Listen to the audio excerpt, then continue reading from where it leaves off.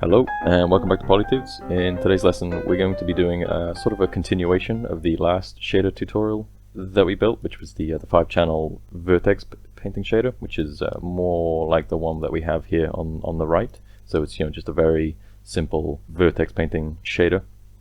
And in today's lesson we're going to kind of just expand a bit of this knowledge, and we'll include normal maps and also some height map blending, so you can paint kind of in the cracks. And I am still using Pro Builder, which you can get from the package manager, so it's all kind of nice and free. And if it's not immediately obvious, although it should be, this is your kind of your default behavior when it comes to Vertex painting. Very kind of simple fades, it just kind of tries to blend between two textures. And obviously we don't even have normal maps on this one. But for the one that we will build today, it has normal maps, which is always nice, and it's also got height map blending. So you can come in and kind of paint some stuff into some cracks. You can lower the strength to kind of just fade some stuff out. So you don't have to paint just kind of like full all the time, which is pretty nice, because if I were to just come back here and remove some of this. If I were to lower the strength over on the the simple one, it's just kind of making the base texture underneath white, whereas on the shader that we'll build today, it kind of just paints it into the cracks. So yeah, pretty sweet for kind of doing environments. And one other little tidbit, let me just revert these back a bit. Yeah, so if you are planning to kind of build your environment, or rather art up your environment, even if it's just like your floors within a game, you're probably going to run into some UV issues, in that obviously you'd need to make sure that everything kind of had the same tiling amount. But one kind of extra little tip you can do is, which I'll be showing you, is you can introduce world space UVs. So in fact, let me undo this. So this is the previous one. There's nothing special happening here. It's kind of pretty default. So if I were to just scale this texture up, not scale, spoiler alert, if I were to scale the geometry up, you can see that it scales the texture up too. And so if I were to scale this ununiformly, you can see that it just squishes everything. So that's that's kind of the default behavior of things, and not ideal if you just kind of want to grab like a plane and just build like an extension somewhere in your level. So if I were to say like this now, and let's move this, so you can see that it will always tile. We do have some snow, but you can of course paint across both of these, so you can completely eliminate those seams. And it doesn't care if your mesh is uniform or not. You can have whatever it is you want. It will always tile up nicely. So yeah, it's just a little handy kind of tip. It's got nothing to do with Vertex painting, but as I say, if you're trying to introduce this into your pipeline, then going with world space UVs kind of might save you a bit of hassle in the long run. Yeah, so I've rambled on again for this introduction, but if you're interested in learning how to build this shader, then stick around, because I'm going to do it now. Okay, so here we are starting from scratch. So we'll just create a plane. That'll do. So might as well center it. And let's just go ahead and create ourselves a shader. So we want the PBR graph, and then we'll name this to say height blend tutorial. And then right click on this and we'll just create a material from it, so it will propagate correctly. Now we can stick that material onto our plane and we are good to go. So we'll double click on that and we'll open this up.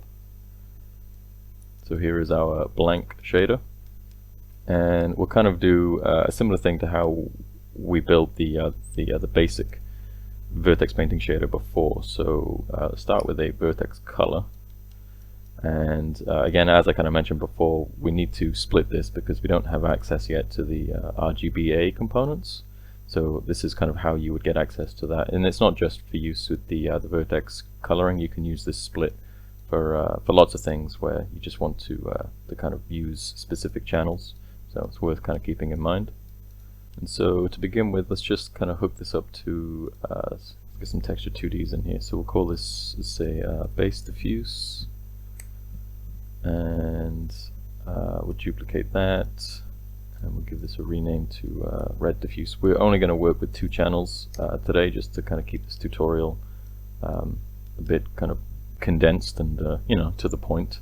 So let's get our, say, base diffuse and the red diffuse, and then we're going to need some texture samples. So sample texture 2D. So this is basically how you kind of just hook these textures in. So you run it through a sample texture 2D, and then so we might as well just copy paste this one, and then get our red diffuse. And I mean, eventually we're going to be doing something a bit different here, but for now let's just introduce a lerp, and we're going to use the red channel as our mask, and then let's just kind of get these up here, and so we'll hook this one like the base diffuse will be the first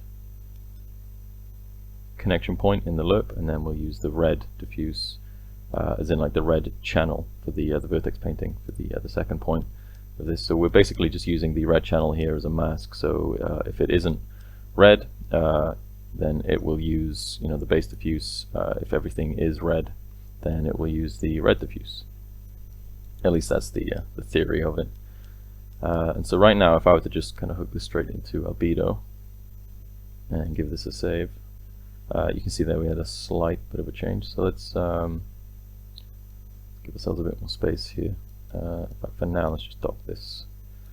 So we have here the base diffuse and the red diffuse. So for base, let's just try and find some snow. That will do.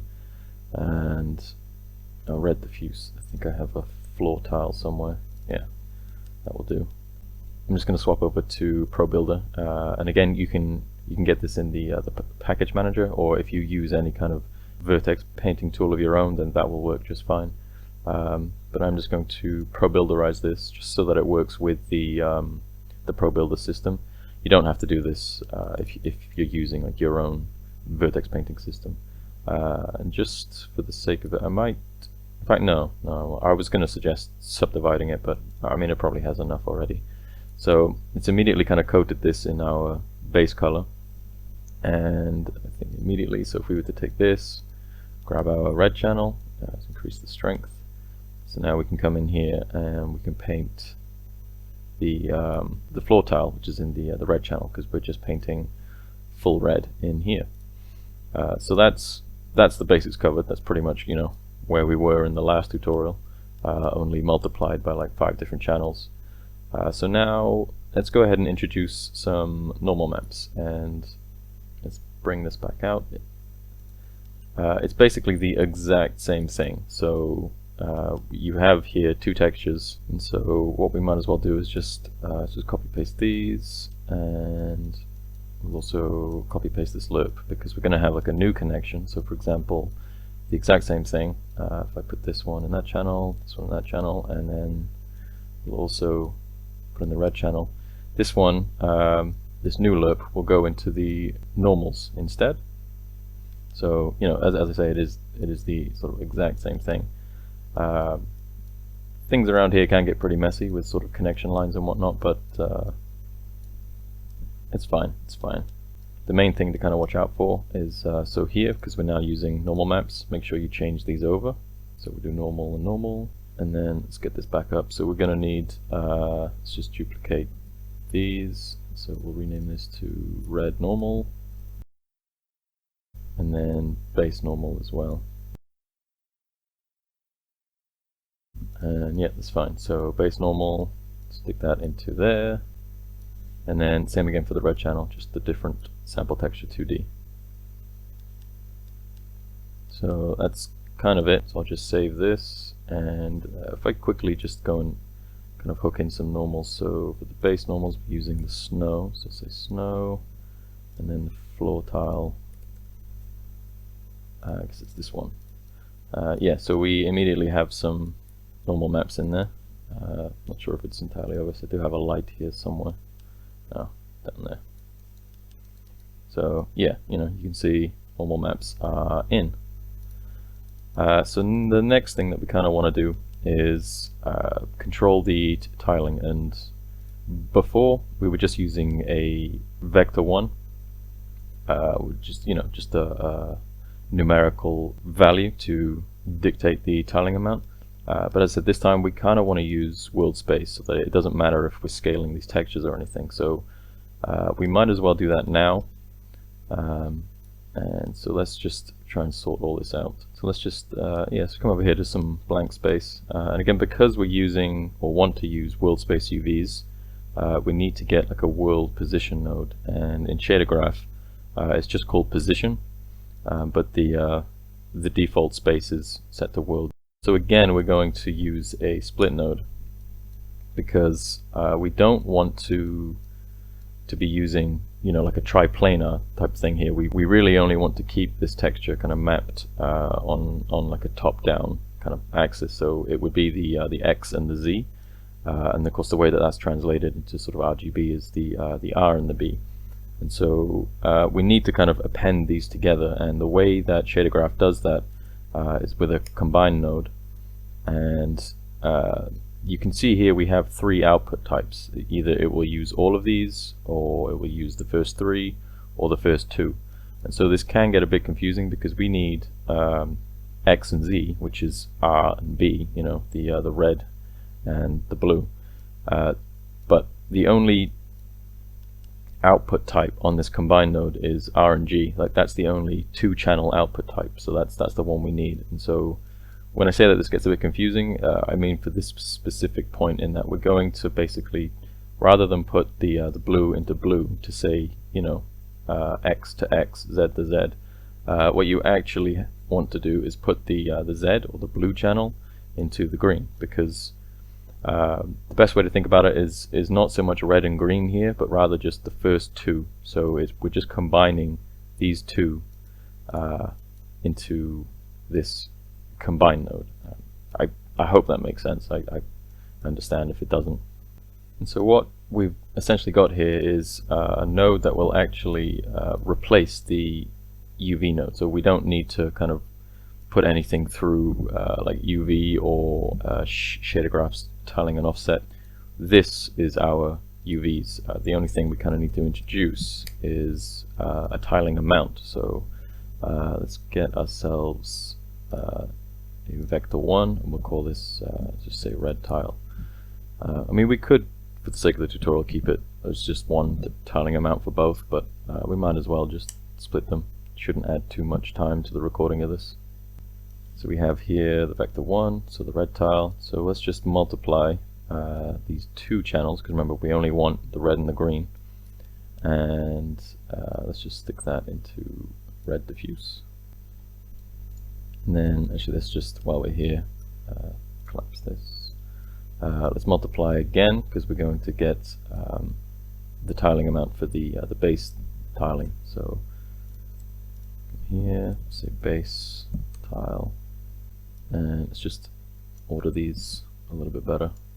And also, one thing that always catches me out, make sure the default is at least 1. Otherwise you're going to get some pretty weird results. So let's grab our base tile, and into that. And the reason that we have 2 of these is because we're going to obviously tile them both independently. And of course we need the exact same for the normal maps as well. So let's just hook those across over to there. And yeah, so starting to get kind of messy, but it's pretty kind of simple if you just break it down. These are our UVs with the tiling amounts, these are our textures for the diffuse, and these are our normal maps. And then this vertex color here with the split is basically where we're controlling the mask, and the lerps here are just where we combine the 2 normal maps to diffuse. So let's just save this and make this a bit smaller. Yeah, so we're getting some pretty high tiling amounts here. So if I select my material, let's just do that. Okay, yeah, so it's getting kind of crazy. Like these numbers are a bit kind of annoying to work with, even if you hold down the Alt key to kind of increase the sensitivity, or rather decrease. I'm not really sure which way to word that. Yeah, it's a bit much. You know, we're having to use, you know, these really small values just to kind of get a tiling amount that sort of looks right, and which is, it's fine, it works. But if you wanted to have something a bit more normal, so you're not dealing with like 0.25 or, you know, 0.2 whatever, or tiny little numbers, what you can actually do is just introduce some division into this. So yeah, let's just unhook this stuff for now. And let's just move our multipliers across a little bit, and we'll get a divide here, and we'll copy paste the divide down to the red as well. So we will do the same thing basically. So red and green, which is actually the just the two channels of our red and blue, or X and Z. So yeah, stick those into the top slots of the divide, and then we will put down our tiling amounts in here instead. And we'll keep these multipliers here, and we'll introduce a vector 1, but this one we won't make it as a property. You can kind of adjust this to whatever you want. So I mean, if I just say 10 or something for now. So let's just run these divides into the top slots of the multiply.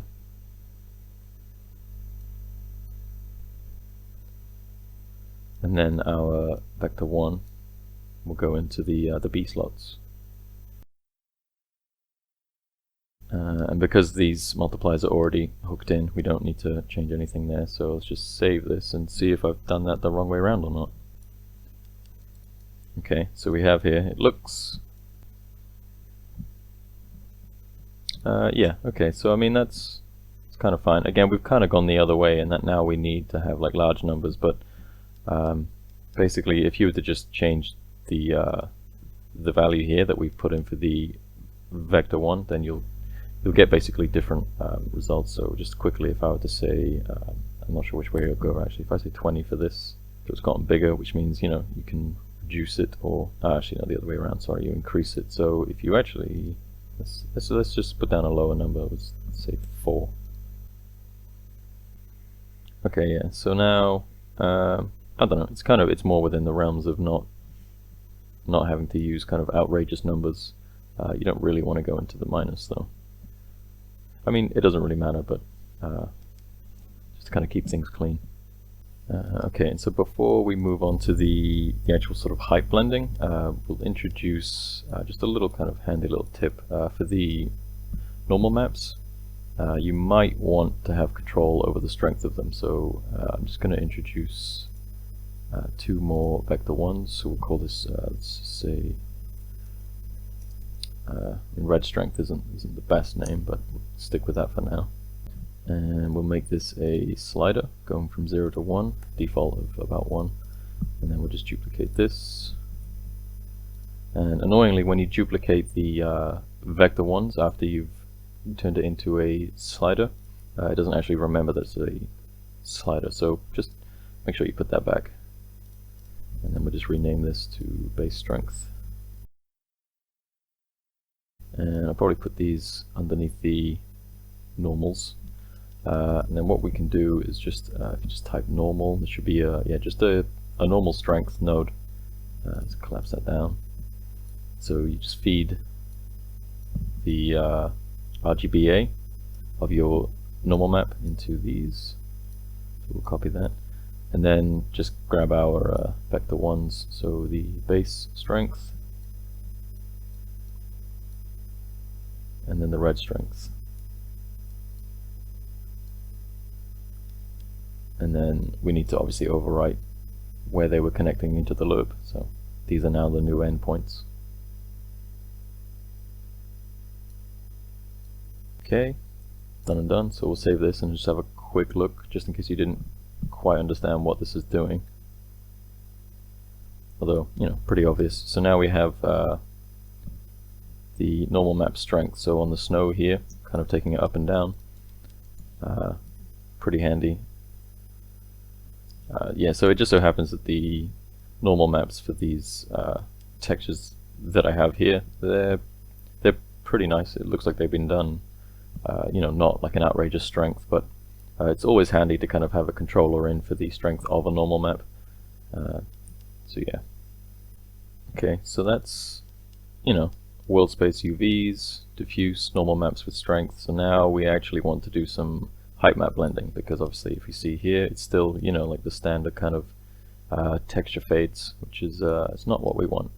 And so here, where we have these loops going into our diffuse and the normals, we're going to introduce basically something along these points here. And what that something will be is, of course, our height map. And if you don't have a height map, I'll show you a kind of a hacky thing that you can do at the end. But for now, let's just get down another texture 2D. We'll just call this red height.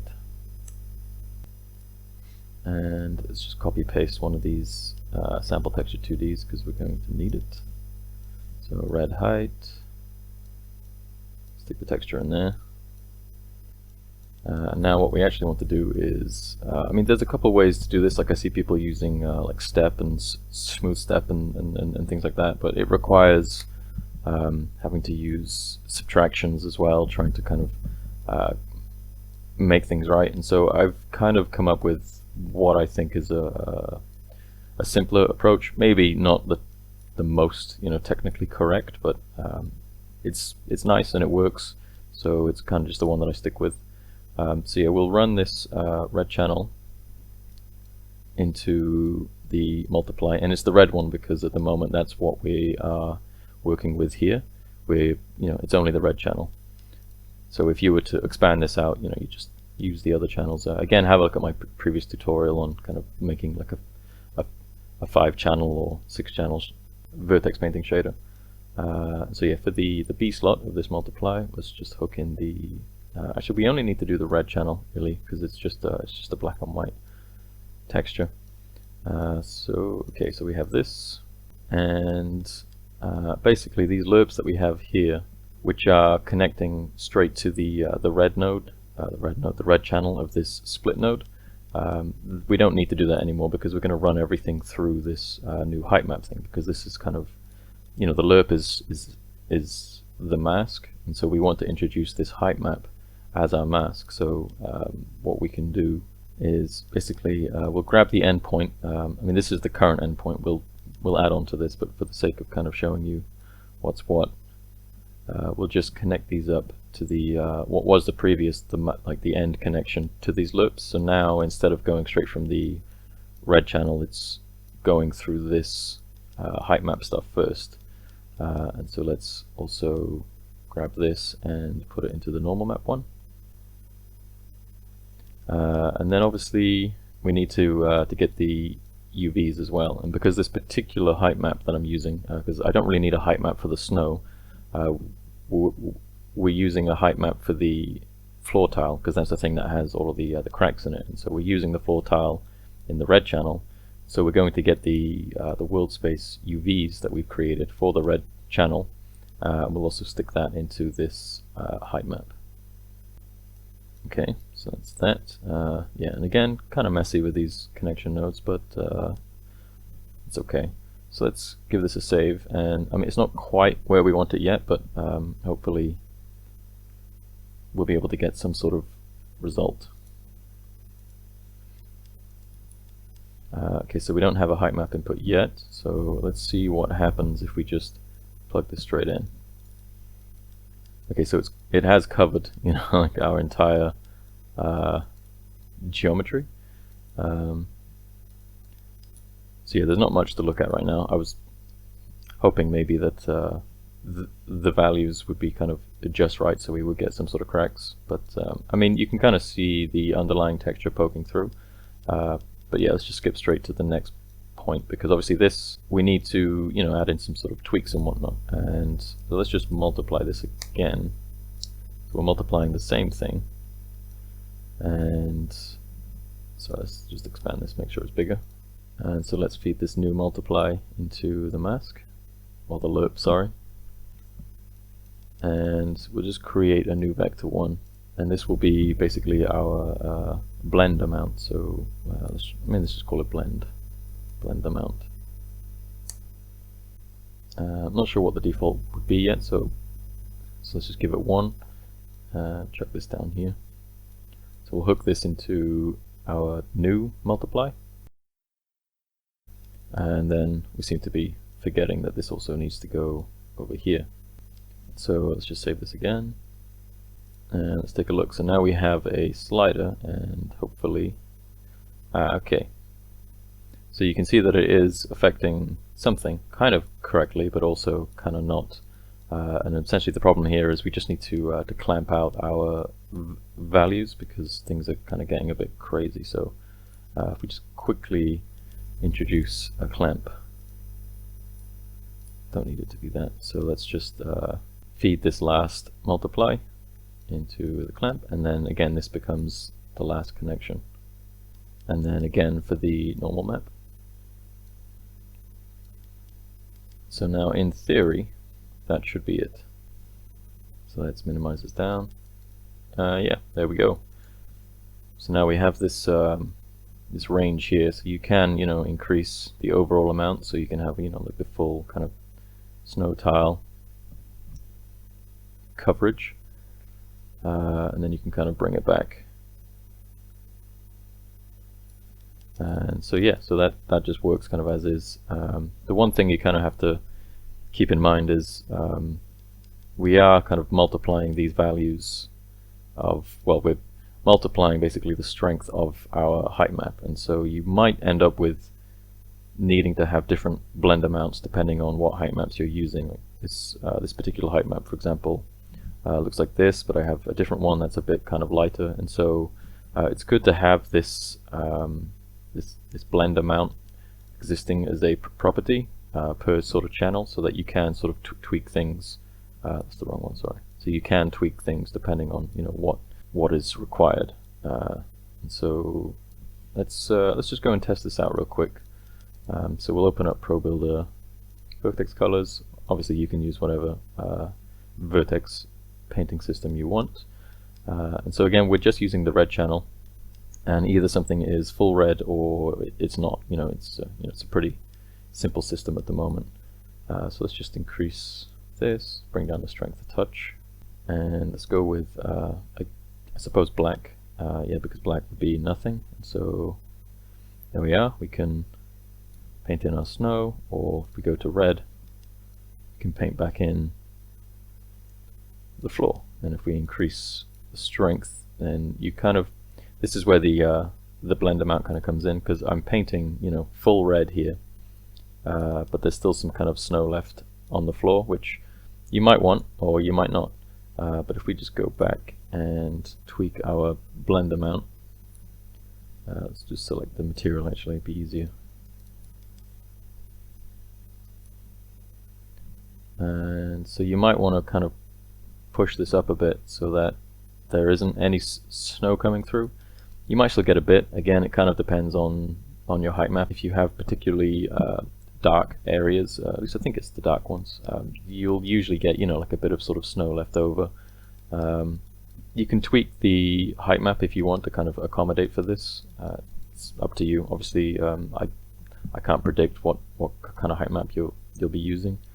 But I would say if you're generating them through like some sort of like auto tool, like Pixplant or Bitmap to material, you want to make sure that things just kind of make sense. So like the dark areas would be kind of like these cracks and whatnot. Because this particular tile, I had a bit of an issue before with this area here, which on the texture corresponds to this area here, in that it was kind of coming out a bit too dark, and so this was just always being flooded with snow regardless of my blend amount. So again, it kind of if things aren't quite working out the way that you expect, it could be that your height map is just a bit sort of incorrect. But yeah, I mean, we're going to cover just a tiny bit more with this tutorial, but for the actual shader itself, I mean, that's pretty much it. We have our world space UVs, which we've split into the base tiling and the red channel tiling. These are our diffuse textures. These are normal maps with the like the strength of them included, and they're just being looped into normals. And this particular, like the red channel, for example, is being masked through this height map, which we've created here, which has this value that we can adjust. And so basically, if you wanted to kind of continue this, you kind of just you wouldn't need to copy like everything and duplicate it. You would need to copy, let's say, like these three. So if you were creating sort of other channels, this one, instead of a red tile, it would be the blue tile, and it would be divided by the same, and it would have the same vector 1. And so this sort of area here would be the blue channel. Obviously, again, just to reiterate, not including the red property that we have. Okay, so let's just get rid of that. And yeah, when you're starting to move on onto like the green and the blue channels, obviously you'd need a different height mask. I did not want to select that. Go back in there. So you'd have the green coming out down here, for example, which would be using, I mean, to be fair, you'd probably only need to copy some of this, but you might want to just copy the whole thing. So, this, but that would be a different texture, a different height map texture. And so that's, the green would kind of loop through there. And every time you kind of add a connection point, not a connection point, every time you add like a channel, you'll probably be introducing more loops. Again, check out my previous shader tutorial. I'll try to have a link somewhere up in this area of the video. Oh, actually, one last little thing I almost completely forgot. I was saying that if you don't have a height map, or you don't want to use one, or you hate them for some reason, you can, in fact, let me just keep this here for now. What you can do is, it's a bit of a hack. It sort of works, sort of doesn't. I don't really recommend it, but if for some reason you can't use a height map, then maybe it's ideal. Like if you're trying to keep things as optimized as possible, you can actually just use the diffuse texture, and because we're splitting into like the red channel, it's basically just like a black and white version of the base texture that we have here. It is going to look not as good. Let me show you what I mean.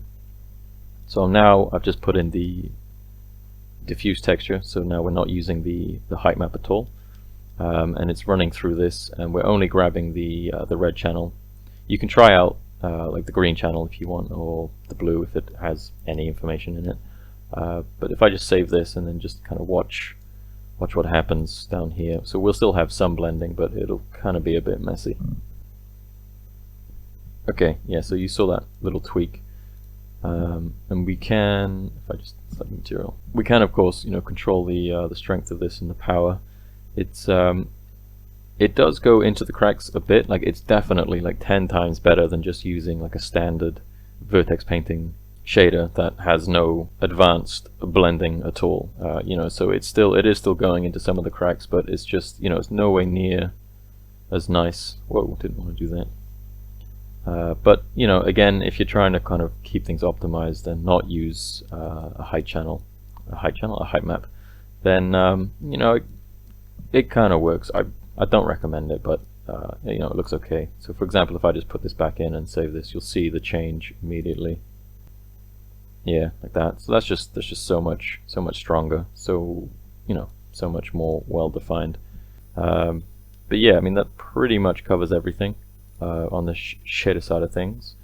So we can close this. Let's save it, and just test that the world space stuff is working. I mean, it already looks like it's working.